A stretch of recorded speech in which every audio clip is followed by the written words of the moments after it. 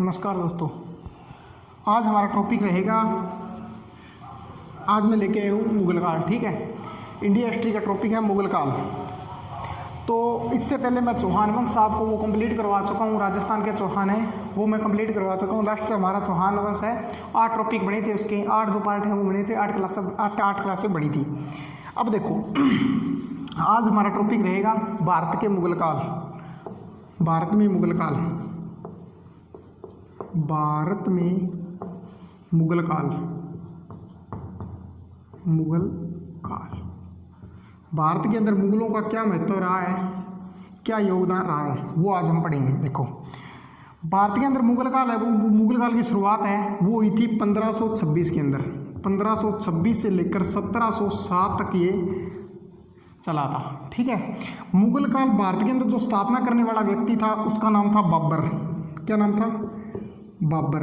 बाबर ने भारत के अंदर स्थापना की थी मुगल वंश की। ये क्या है? मुगल वंश का संस्थापक। क्या है? मुगल वंश का संस्थापक। संस्थापक, यह संस्थापक। इसका जन्म माना जाता है, वो माना जाता है 14 फरवरी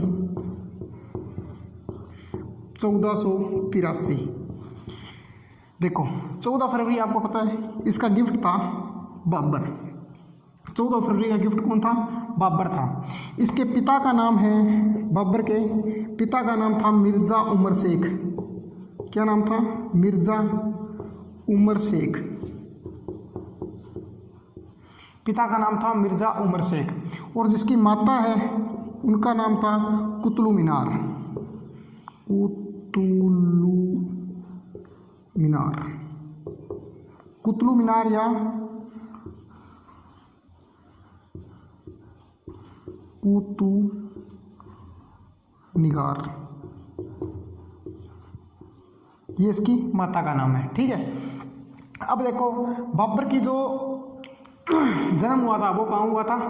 बाबर का जन्म हुआ था 14 फरवरी और 1483 के अंदर। और जो स्थान आता है, कौन से स्थान के अंदर बाबर का जन्म हुआ था? वो हुआ था, क्या है? स्थान कौन से स्थान पर हुआ था? उज्बेकिस्तान है,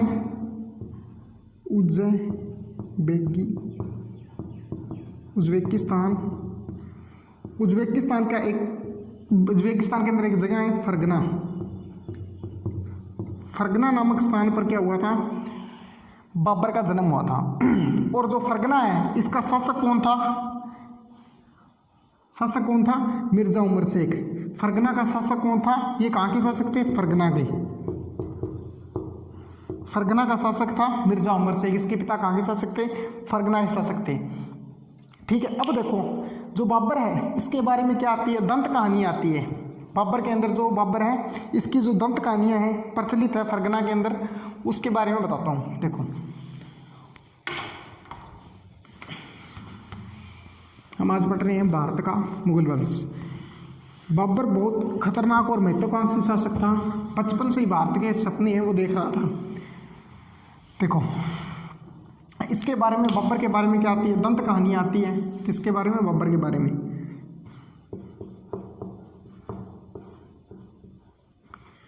बाबर के बारे में जो फरगना है, फरगना के अंदर आती है दंत कहानियाँ।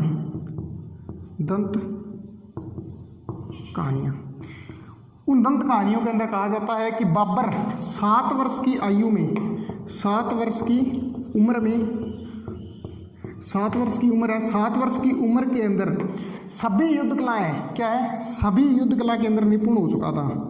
सभी युद्ध कला के अंदर क्या है? निपुण हो चुका था। बाबर को क्या कहते हैं? इस कला के अंदर क्या है? सभी जो युद्ध है, युद्ध की जो कलाएं हैं उसके अंदर 7 वर्ष की उम्र में क्या है? सभी युद्ध कला के अंदर निपुण हो चुका है। ये क्या है? जो दंत कहानियां है उसके अंदर कहा जाता है। अब क्या है? बाबर पूरे दिन क्या है? युद्धाभ्यास में लगा रहता था। युद्ध का जो अभ्यास है उसके अंदर लगा रहता था। इस बात को लेकर जो उमर शेख है, इसके पिता हैं, इसके पिता को क्या टेंशन होने लगी कि यार ऐसा क्या मैंने बेटा जन्म दिया जो सारा दिन लड़ाई दंगे में लगा रहता है। अब इसके पिता ने क्या किया? इससे एक दिन समझाने का प्रयास किया और बाबर को कहा, इसके पिता ने बाबर को क्या कहा? इसके पिता ने कि बेटा देख, मुझे पता है कि मैं जानता हूँ कि युद्ध जरूरी है, जो शासक है, ये जो राजा है, उसके लिए युद्ध आना चाहिए, ये जरूरी है। लेकिन युद्ध आना ही इतना महत्व नहीं है जितना क्या है तुझे, युद्ध इतना महत्व नहीं है, ठीक है, युद्ध का इतना महत्व नहीं है। लेकिन देख तुझे क्या करना पड़ेगा, जनता को अपने साथ में लेकर चलना पड़ेगा। क्या करना पड़ेगा, शासन चलाना भी पड़ेगा तुझे, जरूरी तो इतना भी युद्ध लड़ेगा तुम, युद्ध के अंदर इतना निपुण होना, मैं मानता हूँ युद्ध जरूरी है, लेकिन इतना भी जरूरी नहीं है कि तुझे जनता है वो अपनी, उसको भी साथ में लेकर तुझे चलना पड़ेगा। अब बाबर ने इस पर अपने पिता को प्रत्युत्तर दिया कि पिताजी, जो आपका फरगना है ना, जो ये आपका फरगना है, ये फरगना मेरी जूती है ना, जूतियों के लिए भी कम पड़ेगा। जो आपकी फरगना है वो मेरी जूतियों के लिए भी क्या है, कम पड़ेगा। ये बात किसने कह दी, बाबर ने कही। मेरी जो नज़र है वो किसके ऊपर है, उत्तर पूर्व के अंदर क्या है, भारत, उत्तर पूर्व के अंदर भारत है, सोने की चिड़िया, मेरी नज़र तो उसको देखती है। किसको देखती है मेरी नज़र, उत्तर पूर्व के अंदर भारत है, उसको मेरी नज़र है वो देखती है। अब 7 वर्ष की आयु में बाबर किसको देखने लग गया, भारत जीतने के सपने देख रहे हैं, मात्र 7 वर्ष की आयु में। अब देखो बाबर किस प्रकार से भारत तक पहुंचा था, ये बात बताता हूँ। 7 वर्ष की आयु में बाबर भारत जीतने के सपने देख रहे हैं, और वो दंत कहानी है इसके अंदर आगे आती है कि जो मिर्जा उमर शेख है, पिता है इसके, क्या है, बाबर के पिता की जो मृत्यु है वो हुई थी 1484 के अंदर, 84 के अंदर जो मिर्जा उमर शेख है उसकी मृत्यु हो गई। और बाबर का जो राज्याभिषेक है वो कहाँ हुआ, 1494 के अंदर बाबर का होता है राज्याभिषेक, राज्य फरगना के अंदर, कहाँ होता है, फरगना के अंदर 1484 के अंदर क्या, 94 में क्या होता है, बाबर का राज्याभिषेक होता है। अब क्या है कि बाबर जो शासक बनते ही क्या है, इस बात को तो भूल जाता है जो मैंने पहले बताया था, क्या है, 7 वर्ष की आयु में जो उसने बचपन का सपना देखा था, बचपन से सपना देखा था, उस उत्तर पूर्व को छोड़कर, किसको, उत्तर पूर्व को छोड़कर जो बाबर है वो चला जाता है उत्तर पश्चिम की ओर, अपने अभियान, निरंतर अभियान चलाएगा। किस 1494 है, 1494 से बाबर शासन बनते ही क्या है, उत्तर पूर्व को छोड़कर उत्तर पश्चिम की ओर अपने नियंत्रण अभियान चला रहा है, लगातार अभियान चला रहा है। जो आगे जो राज्य है, ठीक है, उज्बेकिस्तान है, ठीक है, उज्बेकिस्तान है, उनको जीतने के लिए उज्बेकिस्तान पर अपने अभियान आगे निरंतर आगे इधर चला रहा है। इसको बाबर को क्या है, निरंतर अभियान चला रहा है, लेकिन आगे उसको क्या है, इसका साम्राज्य है वो विस्तार नहीं हो रहा, क्या है, साम्राज्य का विस्तार नहीं हो रहा। और साम्राज्य का विस्तार न होने का कारण था उज्बेकिस्तान का एक सेनापति था, क्या, उज्बेकिस्तान है ना, उज्बेकिस्तान का एक सेनापति था जो टक्कर दे रहा था उसे, उज्बेकिस्तान का सेनापति मान लो या सरदार मान लो, क्या मान लो, सरदार। उज्बेकिस्तान का एक सेनापति था जिसका नाम था सेवानी खां। इस सेवानी खां से इसे जबरदस्त टक्कर मिल रही थी। इसके कारण क्या है, इस सरदार के कारण है बाबर आगे नहीं बढ़ रहा है, अपना साम्राज्य का विस्तार है वो नहीं कर पा रहा है। अब बाबर ने अभियान चलाया था, जो उत्तर पश्चिम के अंदर जो अभियान चलाए है इसने, ये चलाए थे बाबर ने 1494 से लेकर 1507 तक निरंतर अभियान चला रहा है। कब से चला रहा है बाबर जो पश्चिम के अंदर अभियान चला रहा है, कहाँ पर चला रहा है, उत्तर पश्चिम की ओर जो अभियान चल रहे हैं बाबर के, वो चले थे 1494 से लेकर, मतलब शासन बड़ा था, शासन बढ़ते ही 1507 तक लगातार अभियान चला रहे हैं, मतलब 13 साल तक, कितने, 13 वर्ष तक, 13 साल तक निरंतर अभियान किसकी ओर चला रहा है बाबर चला रहा है उत्तर पश्चिम की ओर, उत्तर पश्चिम की ओर चला रहा है। अब क्या हुआ कि बाबर को 13 साल तक जो अभियान चला रहा है लेकिन जो साम्राज्य विस्तार नहीं हो रहा। बाबर ने क्या किया, जो 1507 है, 1507 के अंदर बाबर ने अपनी पैतृक, क्या है, अपनी पैतृक उपाधि को छोड़कर उपाधि को त्याग कर एक उपाधि धारण करता है पादशाह की। कब? बाबर क्या करेगा? 1507 के अंदर क्या करेगा? अपनी पैतृक उपाधि को त्यागेगा और नई उपाधि धारण करेगा। कौन सी? पादशाह की, जो कि है तुर्की भाषा। तुर्की भाषा के अंदर क्या है? पादशाह है। और इसी शब्द का फारसी के अंदर फारसी के अंदर हम देखें तो इसे कहा जाएगा बादशाह।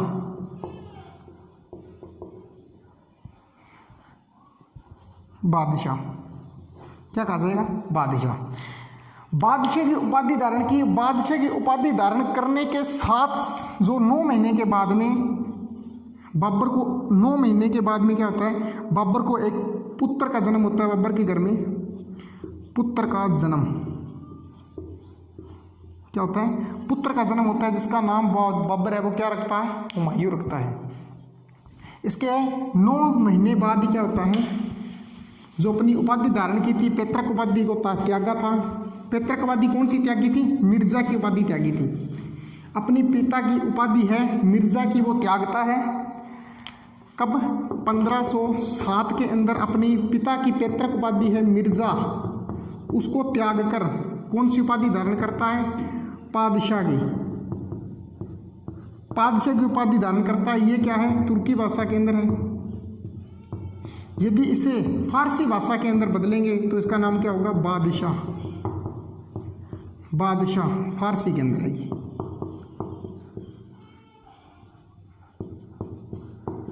फारसी के अंदर इसे क्या कहेंगे? बादशाह। ठीक है।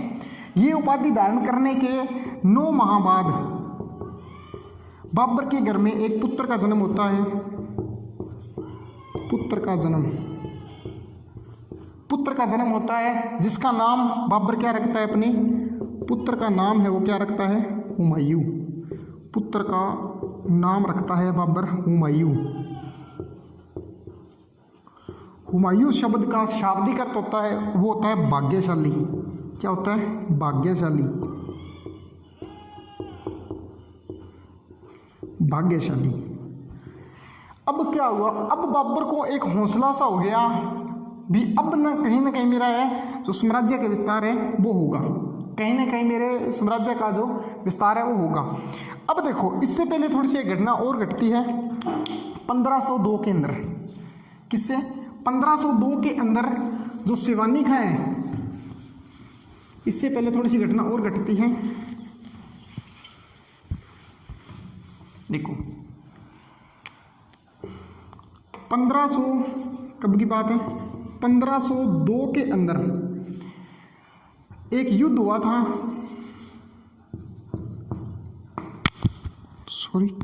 सरायपुर का युद्ध। सरायपुर का युद्ध क्या हुआ था? युद्ध हुआ था। ये युद्ध हुआ था बाबर किन किन के बीच में हुआ था? बाबर वह जो उज्बेकिस्तान का सेनापति था। कौन सा? उज्बेकिस्तान का सेनापति है। सेनापति मान लो या सरदार मान लो, जिसका नाम क्या था? शिवानी खां।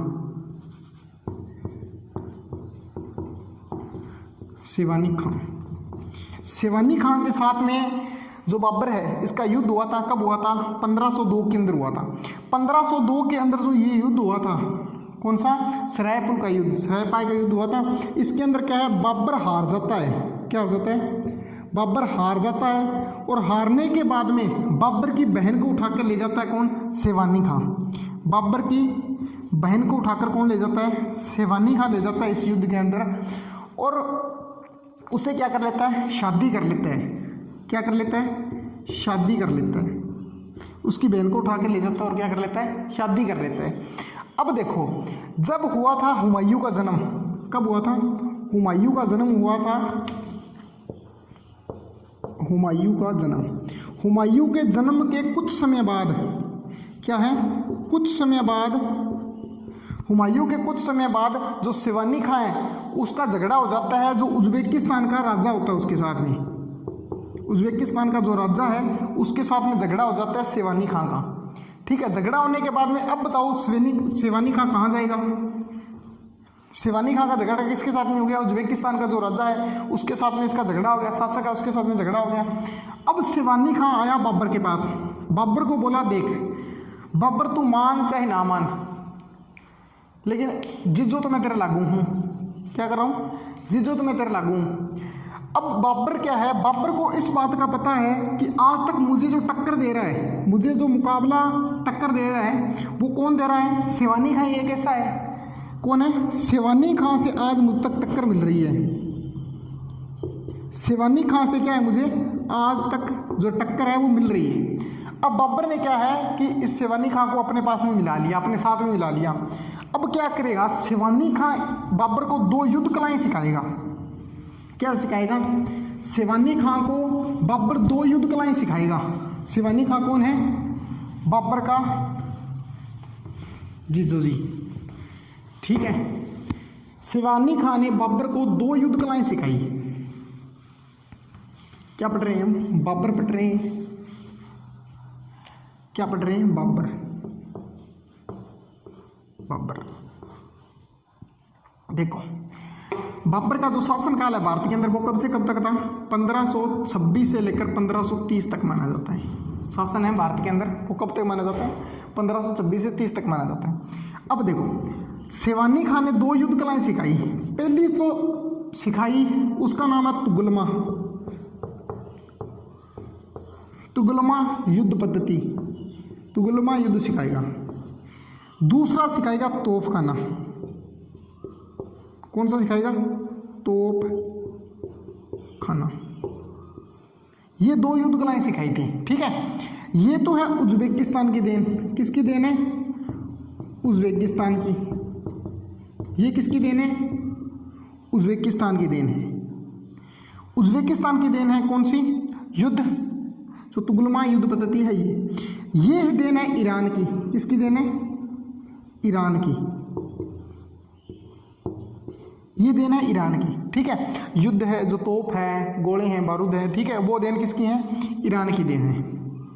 अब देखो, बाबर को ये युद्ध कलाएं सिखाई थी। इसके अंदर क्या होता है, दोनों ओर से क्या है, भयंकर जो युद्ध है वो दोनों तरफ से अटैक होता है, आक्रमण है दोनों तरफ से होता है। ये युद्ध कला किसने सिखाई थी? सेवानी खां से। सेवानी, बाबर को किसने सिखाई थी? सेवानी खां ने। सेवानी खां।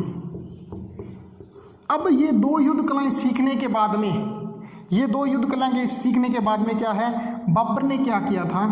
बाबर जो अपने अभियान चला रहा है उत्तर पश्चिम की ओर, उन उत्तर पश्चिम के अभियानों को विजय करता हुआ, क्या करता हुआ? विजय करता हुआ ये अधिकार कर लेता है काबुल, कंधार, काबुल है, कंधार है, काबुल, कंधार, इन पर आक्रमण अयोध्या वो है, इन पर जो अपना है अधिकार कर लेता है, आधिपत्य स्थापित कर लेता है। अब क्या हुआ? एक कर लेता है अफगानिस्तान, लगातार अभियान चला रहा है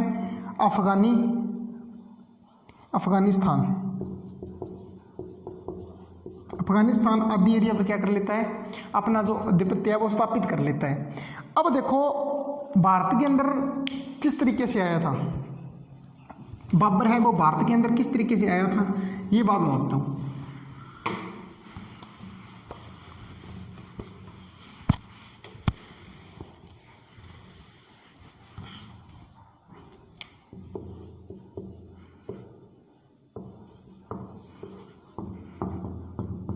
पंद्रह 1526 से लेकर 1530 तक देखो, भारत के अंदर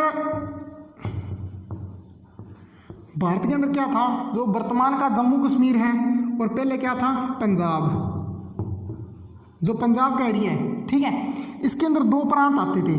एक तो नाम था बाजौर, क्या नाम था,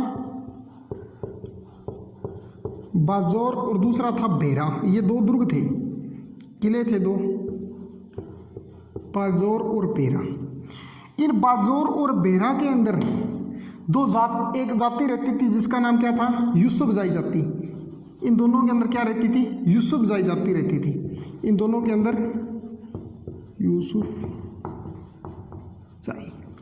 यूसुफजाई नाम की जाति रहती थी, जो क्या करती थी, रात्रि के समय ये दोनों जो दुर्ग हैं पंजाब के अंदर पड़ते हैं, इन दुर्ग के अंदर एक जाति रहती थी, इसका नाम क्या था, यूसुफजाई जाति।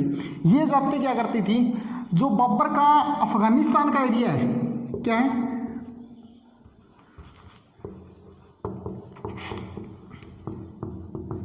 बाबर का क्या है, अफगानिस्तान वाला जो क्षेत्र है जिस पर अधिकार किसका है, बाबर का है, उस पर क्या करती थी, आक्रमण करती थी,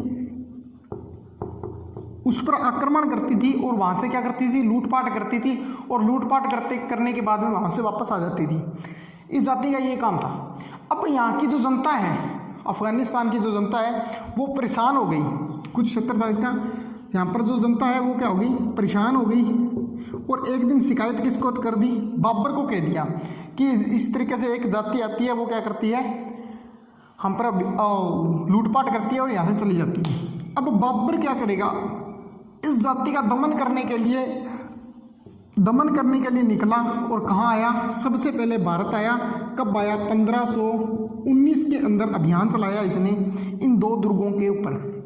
इन दो दुर्गों के ऊपर उसने आक्रमण किया, और बेरा है इस पर बाबर ने क्या किया था, तोपखाने से सबसे पहले 1519 के अंदर तोपखाना है, तोपों से आक्रमण करवाया था।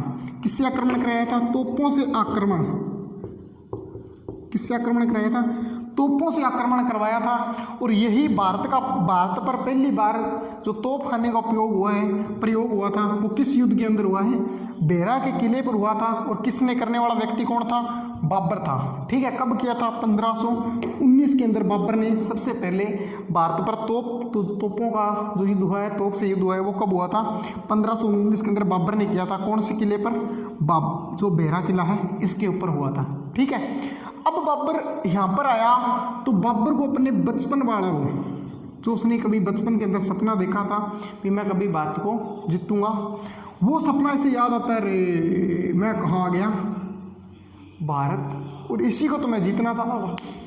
ये बात इसकी आंखें खुली। अब बाबर को इस बात का पता नहीं है कि भारत का जो केंद्र बिंदु है, जो इसकी मूल सत्ता है, क्या है इसकी मूल सत्ता, जो केंद्र बिंदु है वो किसके पास है। मूल सत्ता का नहीं पता बाबर को, क्या नहीं पता है, जो मूल सत्ता है, जो केंद्र बिंदु है, वो इसको बाबर को नहीं पता है कि भारत की मूल सत्ता है, मूल केंद्र है वो कहाँ है। इसलिए बाबर क्या करेगा, यहाँ पर अभियान चलाएगा। अब बाबर यहाँ पर आया, इसको जीत लिया, बाबर को पता नहीं है भारत का मूल बिंदु कहाँ है। अब बाबर यहाँ से वापिस जाएगा, जाते समय क्या करेगा, लूटपाट करेगा। क्या करेगा, लूटपाट करेगा, लूटपाट की, और यहाँ से वापिस चला गया। बाबर ने फिर से हमला किया कुछ समय के बाद। अब बाबर ने क्या किया, 1519 से लेकर 1524 तक बाबर ने 4 बार भारत पर हमला किया। किस एरिया पर किया था, जो पंजाब प्रांत आता है, पंजाब के ऊपर बाबर ने, जो भारत है, भारत का जो पंजाब क्षेत्र है, इसके ऊपर बाबर ने 1519 से लेकर 1524 तक 4 बार अभियान चलाई, 4 अभियान चलाए। लेकिन बाबर हर बार आता है और आकर यहाँ से लूटपाट कर वापस चला जाता है, आता है और यहाँ से लूटपाट करता है और वापस चला जाता है। अब बाबर पंजाब के एरिया के अंदर कौन सी श्रेणी के अंदर आता है, लुटेरे की। किसकी श्रेणी के अंदर आ गया, लुटेरे की। लेकिन बाबर आ किस लिए रहा है, भारत को जीतने के लिए, भारत पर जीतने के लिए आ रहा है। लेकिन क्या करता है, इसके केंद्र बिंदु का पता नहीं है और आता है लूटपाट कर वापस चला जाता है। लुटेरे की श्रेणी में आ गया, कहाँ पर, पंजाब के क्षेत्र के अंदर। अब देखो भारत की स्थिति क्या है इस समय जो भारत की स्थिति है वो क्या है, वो आप देखो।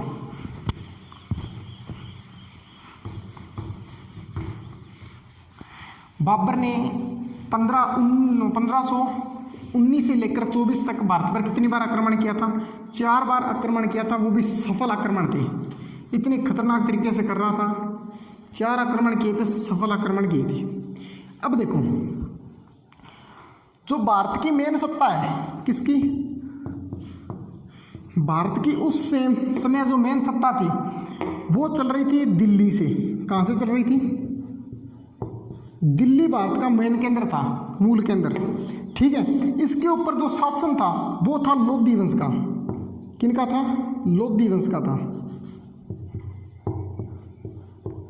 कौन थे? लोधी वंश का शासक था जिसका नाम क्या था? इब्राहिम लोधी। इब्राहिम लोधी, लोधी वंश का शासक था इब्राहिम लोधी इस टाइम दिल्ली पर। इब्राहिम लोधी दो स्थानों से क्या कर रहा था? जो सत्ता है वो संभाल रहा था। एक तो ये केंद्र था, एक उप केंद्र बनाया हुआ था उसने आगरा। कौन सा बनाया था? आगरा उसने उप केंद्र बनाया था। ये क्या है? उप केंद्र, सत्ता चलाने का उप केंद्र। दो जगह से संचालन कर रहा है। अब देखो, इब्राहिम लोधी का चाचा है, उसका नाम है आलम खां लोधी। आलम खां लोधी, क्या नाम है? आलम खां लोधी। इब्राहिम लोधी का क्या है? चाचा है। और एक व्यक्ति कौन है? ये कौन है? चाचा। ये इब्राहिम लोधी का चाचा है। और एक व्यक्ति और था, दौलत खां लोधी। दौलत खां लोधी, ये कौन है? ये पंजाब का सूबेदार है। पंजाब का सूबेदार, ये क्या है? पंजाब का जो प्रांत है उसका क्या है? सूबेदार। अब देखो, ये आलम खां लोधी है, ये भी सपने देख रहा है। कहाँ के? भारत के। और जो दौलत खां लोधी है ये भी सपने देख रहे हैं। देखो, जो नौकर होता है, जो नौकर होता है वो भी क्या करता है? वो भी देखता है भी हम सारी उम्र अब नौकरी रहेंगे या कभी हम भी राजा बनेंगे, शासक है वो बनेंगे, हम भी कभी मालिक बनेंगे, ये सपने देखता है। अब इधर ये भी ये सपने देख रहा है। अब आपको पता है जिसकी एक जैसी सोच होगी वो जल्दी मिलते हैं। और एक दिन इनकी भी मुलाकात हो गई, साथ में बैठे थे दोनों और वार्तालाप हो रही थी। और इनको पता चल गया भी हमारी जो सोच है, जो टारगेट है वो एक ही है। कौन? इब्राहिम लोधी को सल्टाना, इब्राहिम लोधी को अपने रास्ते से हटा देना। अब दोनों क्या करते हैं? प्लान बनाते हैं। और सबसे जो पहला आइडिया है वो देता है आलम खां लोधी। कौन देता है पहला आइडिया? आलम खां लोधी। एक तो आलम खां लोधी है, दूसरा कौन है? दौलत खां लोधी। दौलत खां, ये दोनों साथ में बैठे हैं और स्कीम बना रहे हैं। किसको हराने की? इब्राहिम लोधी को। आलम खां लोधी कहता है हम क्या करते हैं? इब्राहिम लोधी पर सीधा आक्रमण कर देते हैं। पहला आइडिया कौन देता है? इब्राहिम खां लोधी। अब आलम खां लोधी पहला आइडिया क्या दे रहे हैं? हम सीधा क्या कर देते हैं? सीधा आक्रमण, सीधा आक्रमण करते हैं। तभी दौलत खां लोधी बोलता है कि तेरे पास सेना कितनी? ये बोला मेरे पास तो 20,000 की होगी। कितने होंगे? 20,000। और इतने की मेरे पास होंगे 20,000। ठीक है। इन्हें इब्राहिम लोधी के पास भी सेना है, वो कितनी है? 5 लाख की। वो बोले ओ चाचू तू बनी, चाचू वो है। ये बोल रहा है अभी सेना के अंदर जो चाचा है तेरा वो कौन है? इब्राहिम लोधी तेरा चाचा है। इन्हें देख 20,000 है, इन्हें देख 5 लाख की सेना है, की को बने वो। तो भाई ये आइडिया क्या होता है? इसका फ्लॉप हो गया। ये आइडिया क्या है? बंद हो गया। इसके बाद में दूसरा आइडिया फिर देता है आलम खां लोधी। ये क्या कहता है कि हम किसी को सुपारी दे देते हैं। क्या करते हैं? हम किसी से सहायता ले लेते हैं। क्या लेते हैं? किसी से सहायता ले लेते हैं। आज हम सहायता ले लेंगे, कल जब उसको जरूरत पड़ेगी तो हम उसकी सहायता कर देंगे। तो दोनों पूरे भारत के अंदर क्या कर रहे हैं? अपना दिमाग है वो दौड़ाकर देख रहे हैं भी हमारी मदद कौन करेगा, भी हमारी मदद है वो कौन कर सकता है। तो आलम खां लोधी के दिमाग में एक बंदा आता है, मेवाड़ का राणा सांगा। आलम खां लोधी कहता है एक पूरे भारत के अंदर एक ऐसा व्यक्ति है जो हमारी मदद कर सकता है, जिसका नाम क्या है? मेवाड़ का राणा सांगा। कौन है मेवाड़ का राणा? सांगा हमारी मदद कर देना तो हम इब्राहिम लोधी को आसानी से हरा देंगे। हरा कैसे देंगे? राणा सांगा ने 1517 कौन से खातौली के युद्ध में, कौन से युद्ध में, खातौली के युद्ध में, और 1518 बांडी धौलपुरी के युद्ध में, बांडी के युद्ध में, बांडी धौलपुर के युद्ध में दो बार हरा चुका है। किसको? इब्राहिम लोदी को। किसको हरा चुका है? दो बार ही हरा चुका है इब्राहिम लोदी को। कौन? महाराणा सांगा। ठीक है, तो ये बंदा हमारी मदद कर देना तो हम हरा सकते हैं। अब देखो इसकी महत्वाकांक्षा बाबरनामा के अंदर बाबर क्या लिखता है? महाराणा सांगा के लिए बाबर है वो क्या लिखता है? बाबर लिखता है कि राणा सांगा इतना महत्वाकांक्षी शासक था कि ये क्या चाहता था, पूरे विश्व पर अपना वर्चस्व है, अपने विश्व पर क्या करना है, विश्व जीतना चाहता था। और इतनी इसके अंदर बाबर सांगा के अंदर क्या थी, इतनी महत्वाकांक्षा भी थी, इतना ये महत्वाकांक्षी भी था कि विश्व पर अपना आधिपत्य वो स्थापित कर सके। मैंने इससे अपनी पूरी जिंदगी के अंदर इसकी जितना महत्वाकांक्षी इंसान नहीं देखा पूरी जिंदगी के अंदर। ठीक है, लेकिन ये महाराणा सांगा है, ऐसा व्यक्ति क्या इनकी मदद करेगा? अब दोनों ही एक बार तो इस बात पर सोचते हैं और दोनों एक साथ में क्या कर देते हैं, ना कर देते हैं। कहते ना ओ बंदो आ गयो तो आपनो ही सांगो बिगाड़ दे। वो क्या करेगा, आपनो ही सांगो बिगाड़ दे यदि वो आ गया तो। अब फिर से ये आइडिया भी खत्म हो गया। तीसरा आइडिया फिर देता है आलम खां लोधी कि यार हम क्या करते हैं, एक किराए का गुंडा बुलाते हैं। क्या बुलाते हैं? किराया का गुंडा बुलाते हैं, उसको पैसे दे देंगे और बोले